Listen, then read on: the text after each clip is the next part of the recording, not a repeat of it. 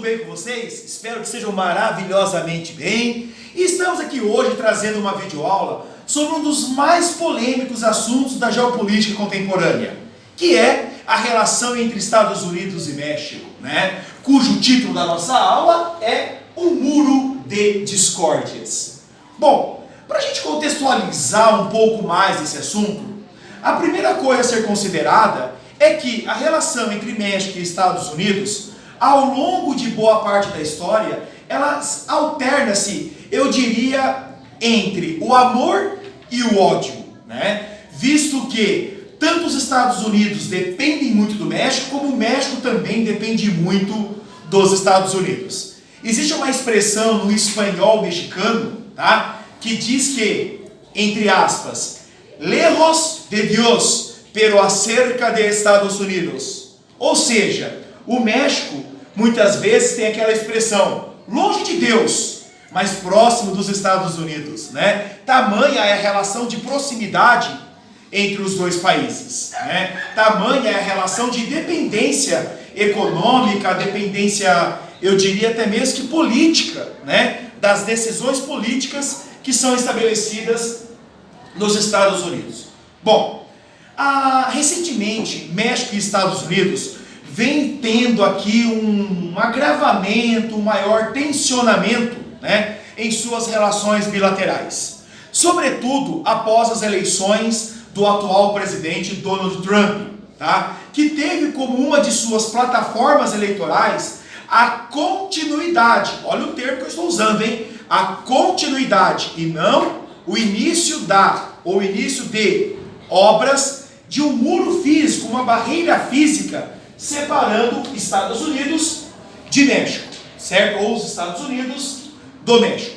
Vale lembrar que essa barreira ela já existe em vários pontos, principalmente nas fronteiras entre o México com a Califórnia, com o Texas, com o Arizona, tá? Então, o muro entre Estados Unidos e México já existe em vários trechos. E Donald Trump, como uma de suas plataformas eleitorais, apresentou a proposta, o projeto de dar continuidade a esta obra, tá? Que muitos especialistas na geopolítica internacional, nas relações internacionais, dizem que na verdade este muro não é apenas uma barreira física que vai separar efetivamente dois países, mas sim uma barreira física que vai separar dois mundos, dois universos, né? O mundo anglo-saxônico do mundo latino, né? Ou seja, é uma barreira que isola não só o México, mas que isola toda a América Latina de um acesso físico direto aos Estados Unidos, né? Por isso que mais que o muro físico, esta barreira ela representa um muro ideológico, como vários daqueles que nós temos no mundo, Europa do Oeste, Europa do Leste, Oriente, Ocidente, Hemisfério Norte, Hemisfério Sul, enfim, esta tal globalização que muitos defendiam como a grandeza, como fator, como um elemento que iria diminuir as barreiras, que ia construir um mundo mais integrado, efetivamente ela não alcançou o êxito esperado. Tivemos sim algumas quedas, algumas integrações, mas mais no campo econômico, no campo social, no campo político, no campo humanitário em si, muitas barreiras ainda permanecem e várias outras foram feitas. Então, para compreendermos um pouco mais desse projeto do Donald Trump, nós temos que considerar o quê? Primeiro, o México é a mais importante porta de entrada para imigrantes aos Estados Unidos. De todos os grupos de imigrantes, os mexicanos são os maiorais, né?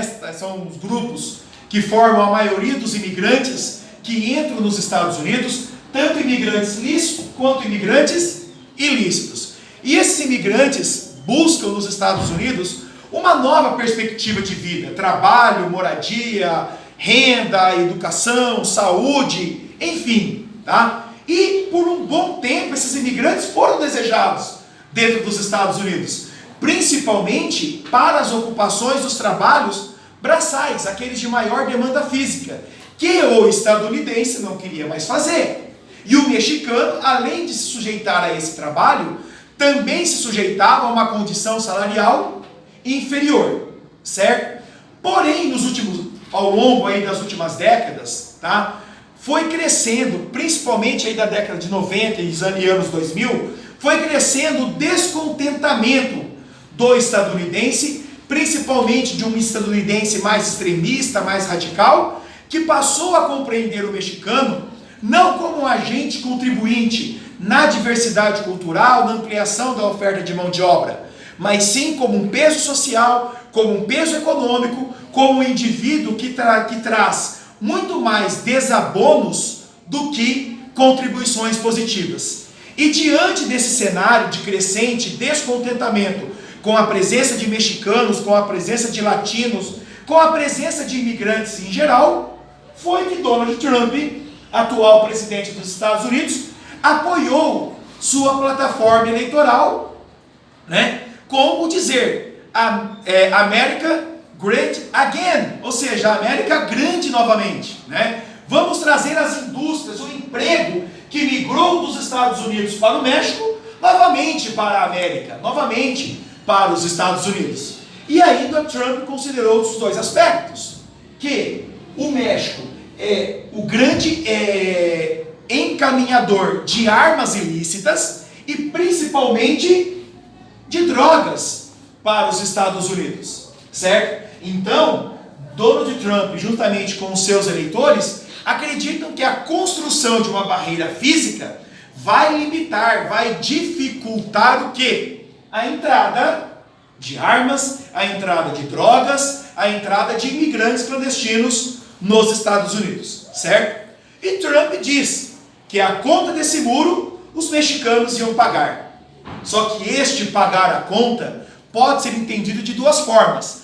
Desde o pagamento físico, monetário, direto, coisa que não aconteceu, porque os mexicanos falaram, jamais. O muro você quer fazer, você que faça e pague. Nós não vamos pagar esse muro. Mas também pode ser entendido como um pagamento indireto, como a atual e recente declaração no Twitter do Donald Trump, em que ele, em claras letras, disse que iria aumentar em 5% a tarifa de importação de todos os produtos mexicanos que entram nos Estados Unidos, inclusive aqueles produzidos por maquiladoras, montadoras estadunidenses instaladas no México. A ideia de Trump é o quê? Primeiro, diminuir o déficit comercial. O México exporta cerca de 300 bilhões de dólares para os Estados Unidos em mercadoria, e os Estados Unidos exportam 240 bilhões de dólares em mercadorias para o México. Então percebam que o saldo comercial ele é favorável ao México. Então o que Trump quer é diminuir esse déficit comercial, tornando o produto mexicano menos atrativo. Ele compreende que ele estará o quê? Forçando empresas mexicanas ou empresas estadunidenses situadas aqui no norte do México a voltarem para os Estados Unidos e assim fortalecer ainda mais a sua economia, tá? E o título dessa aula eu coloquei como um muro de discórdias, justamente porque ao invés de trabalharmos, ao invés da humanidade, ao invés dos líderes globais trabalharem em prol de uma unificação, em prol de quedas de barreiras e manter ao mesmo tempo as identidades culturais, as identidades nacionais, não.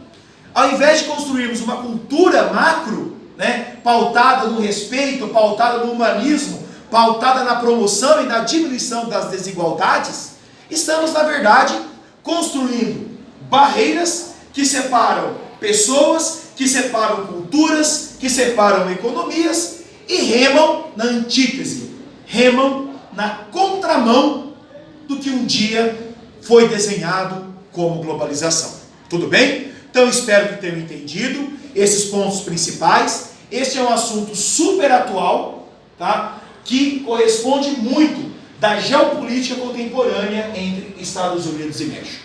Tudo bem? Então, façam suas inscrições, façam seus comentários, divulguem, ok? Geo Explica com o Thiago Hernandes, o seu canal de geografia e atualidades no YouTube. Ah, esqueci! Ativem os sininhos, tá? Ativando o sininho, você vai saber em primeira mão quando os vídeos forem postados. Beijos e até uma próxima!